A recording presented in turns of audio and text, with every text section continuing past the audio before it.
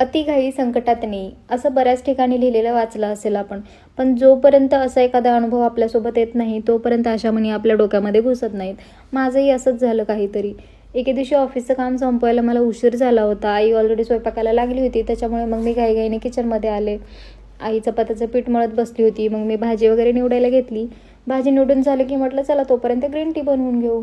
म्हणून मी पाणी उकळायला ठेवलं आणि उकळलेलं पाणी मग मी कपमध्ये ॲड केलं. आणि झालं असं की ते जे गरम भांडं होतं पाणी उकळलेलं, मी तसंच ते गरम भांड्याच्या घरामध्ये ठेवून दिलं. पण नंतर लक्षात आलं की अरे आई वगैरे ह्याला हात लावेल, तिला पोळल. त्याच्यामुळे मग मी ते भांडं काढून ठेवायला गेली. पण ते उलटं ग्रीन टीचा जो कप होता त्याच्यावरच पालतं झालं. सगळं ते गरम पाणी, उकळलेलं पाणी सांडलं. नशीब माझ्या हाताला वगैरे पोळलं नाही, नाहीतर 2-3 दिवस माझ्या हाताला सुट्टीच घ्यावी लागली असती. ह्याच्यावरून आपण समजू शकतो की म्हणजे कोणत्याही कामामध्ये घाईघाईने आपण पूर्ण करण्याचा प्रयत्न जर केला तर ते चुका होण्याची, हमखास त्याचं गडबड होण्याची पॉसिबिलिटी असतेच. लाईफचंही तसंच असतं. आयुष्यामध्ये कोणतेही मोठे निर्णय घेताना आपण विचार न करता घाईघाईने जर घेतले तर त्याचे वाईट परिणाम होतात. त्याच्यामुळे नेहमी कोणत्याही कामामध्ये संयम ठेवणे, योग्य विचार करून ते काम करणं तितकंच गरजेचं आहे.